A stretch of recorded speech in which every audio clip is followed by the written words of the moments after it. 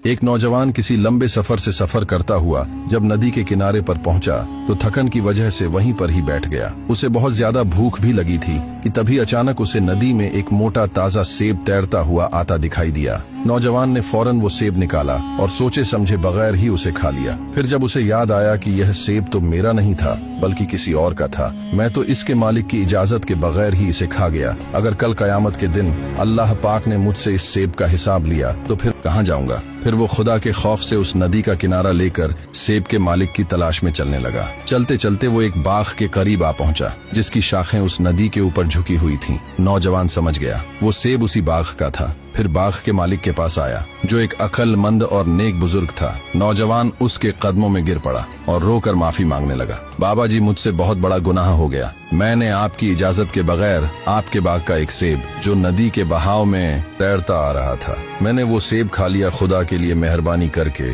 मुझे दुनिया में ही माफ कर दें ताकि मैं आखिरत की आग से बच सकूं, चाहे तो इसकी कीमत ले लें। बुजुर्ग ने नौजवान की आंखों में इतना खौफे खुदा देखा कि वो सिर्फ एक सेब खा लेने पर इस कदर रो रहा है। उन्होंने उसका इम्तिहान लेने का सोचा और सख्ती से कहा, मैं तुम्हें तभी माफ करूंगा जब तुम 12 साल तक मेरे बाग में बगैर किसी तनख्वाह के मजदूरी करोगे। नौजवान ने जहन्नम की आग के डर से यह मुश्किल शर्त मान ली और दिन रात मेहनत व इबादत में अपने 12 साल गुजार दिए। जब मुकर्ररा वक्त पूरा हुआ तो बुजुर्ग ने एक और शर्त रख दी, तुम्हें मेरी बेटी से निकाह करना पड़ेगा जो अंधी, बहरी, गूंगी और अपाहिज है, वरना मैं कयामत के दिन इस सेब का तुमसे हिसाब लूंगा। नौजवान के पैरों तले जमीन निकल गई, मगर आखिरत के अजाब के खौफ से उसने कांपते हुए यह आजमाइश भी कबूल कर ली। निकाह के बाद जब वो बोझल कदमों से दुल्हन के कमरे में दाखिल हुआ तो डरते डरते सलाम किया, अस्सलामु अलैकुम। अचानक एक निहायत मीठी आवाज में जवाब आया, वालेकुम अस्सलाम। नौजवान ने नजर उठाई